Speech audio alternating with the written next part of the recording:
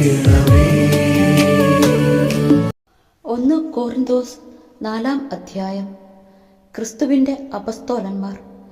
ക്രിസ്തുവിൻ്റെ ദാസന്മാരും ദൈവരഹസ്യങ്ങളുടെ കാര്യസ്ഥന്മാരുമായിട്ടാണ് ഞങ്ങളെ പരിഗണിക്കേണ്ടത്. കാര്യസ്ഥന്മാർക്ക് വിശ്വസ്തത കൂടിയേ തീരും. നിങ്ങളോ ഏതെങ്കിലും ന്യായാസനമോ എന്നെ വിചാരണ ചെയ്യുന്നെങ്കിൽ അത് ഞാൻ കാര്യമാക്കുന്നില്ല. ഞാനും എന്നെ വിധിക്കുന്നില്ല.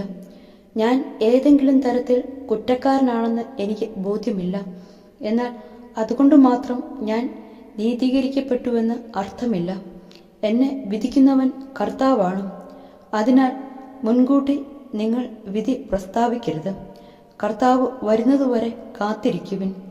അന്ധകാരത്തിൽ മറഞ്ഞിരിക്കുന്നവയെ വെളിച്ചത്ത് കൊണ്ടുവരുന്നവനും ഹൃദയരഹസ്യങ്ങൾ വെളിപ്പെടുത്തുന്നവനും അവനാണല്ലോ. അപ്പോൾ ഓരോരുത്തർക്കും ദൈവത്തിൽ നിന്ന് പ്രശംസ ലഭിക്കും.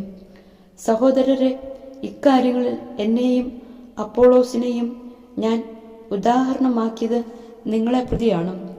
എഴുതപ്പെട്ടിരിക്കുന്നവയെ അതിലംഘിക്കാതിരിക്കാൻ നിങ്ങൾ ഞങ്ങളിൽ നിന്ന് പഠിക്കണമെന്നും ഓരോരുത്തരുടെ പക്ഷം പിടിച്ച് മറ്റുള്ളവർക്കെതിരായി ആരും അഹംഭാവം നടിക്കരുതെന്നും ഞങ്ങൾ ആഗ്രഹിക്കുന്നു. നിനക്ക് എന്ത് പ്രത്യേക മഹാത്മ്യമാണുള്ളത്? ദാനമായി ലഭിച്ചതല്ലാതെ നിനക്ക് എന്തുണ്ട്? എല്ലാം ദാനമായിരിക്കെ ദാനമല്ല എന്ന മട്ടിൽ എന്തിനു നീ അഹങ്കരിക്കുന്നു? ഇപ്പോൾ നിങ്ങൾ എല്ലാം തികഞ്ഞവരായെന്നോ? നിങ്ങൾ സമ്പന്നരായെന്നോ? ഞങ്ങളെ കൂടാതെ നിങ്ങൾ ഭരണം നടത്തി വരുന്നെന്നോ? ഞങ്ങളും പങ്കാളികളാകത്തക്ക വിധം നിങ്ങൾ ഭരിച്ചിരുന്നെങ്കിൽ.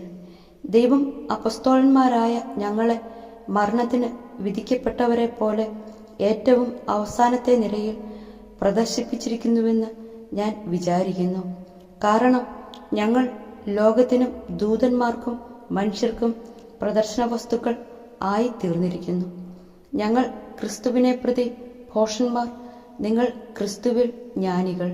ഞങ്ങൾ ബലഹീനന്മാർ, നിങ്ങൾ ബലവാന്മാർ. നിങ്ങൾ ബഹുമാനിതർ, ഞങ്ങൾ അപമാനിതർ.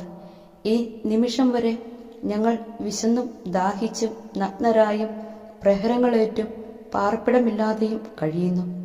സ്വന്തം കൈകൊണ്ട് ഞങ്ങൾ അധ്വാനിക്കുന്നു. നിന്ദിക്കപ്പെടുമ്പോൾ ഞങ്ങൾ അനുഗ്രഹിക്കുന്നു. പീഡിപ്പിക്കപ്പെടുമ്പോൾ അടിപതറാതെ നിൽക്കുന്നു. ദൂഷണം പറയുന്നവരോട് ഞങ്ങൾ നല്ല വാക്ക് പറയുന്നു. ഞങ്ങൾ ഇപ്പോൾ ലോകത്തിൻ്റെ ചപ്പും ചവറും പോലെയും എല്ലാറ്റിൻ്റെയും ഉച്ഛിഷ്ടം പോലെയുമായി തീർന്നിരിക്കുന്നു. നിങ്ങളെ ലജ്ജിപ്പിക്കാനല്ല ഞാൻ ഇതെല്ലാം നിങ്ങൾക്ക് എഴുതുന്നത്, വത്സല മക്കളെ എന്ന പോലെ ഉപദേശിക്കാനാണ്. നിങ്ങൾക്ക് ക്രിസ്തുവിൽ 10,000 ഉപദേഷ്ടാക്കൾ ഉണ്ടായിരിക്കാം, എന്നാൽ പിതാക്കന്മാർ അധികമില്ല. സുവിശേഷ പ്രസംഗം വഴി യേശുക്രിസ്തുവിൽ നിങ്ങൾക്ക് ജന്മം നൽകിയത് ഞാനാണ്. ആകയാൽ നിങ്ങൾ എന്നെ അനുകരിക്കണമെന്ന് ഞാൻ അഭ്യർത്ഥിക്കുന്നു.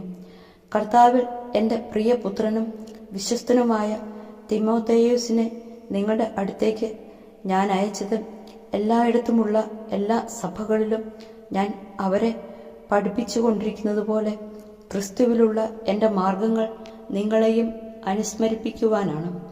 ഞാൻ നിങ്ങളുടെ അടുത്തേക്ക് വരികയില്ലെന്ന് കരുതി നിങ്ങളിൽ ചിലർ ഔദ്ധ്യത്വം ഭാവിക്കുന്നുണ്ട്. എന്നാൽ കർത്താവ് തിരുമനസ്സായാൽ ഞാൻ ഉടനെ തന്നെ അങ്ങോട്ട് വരും. അപ്പോൾ ആ ഉദ്ധതന്മാരുടെ വാക്കുകളല്ല ഞാൻ മനസ്സിലാക്കുക, അവരുടെ ശക്തിയാണ്. ദൈവരാജ്യം വാക്കുകളിലല്ല, ശക്തിയിലാണ്. നിങ്ങൾക്ക് ഏതാണ് ഇഷ്ടം? നിങ്ങളുടെ അടുത്തേക്ക് ഞാൻ വടിയുമായി വരുന്നതോ സ്നേഹത്തോടും സൗമ്യതയോടും കൂടെ വരുന്നതോ?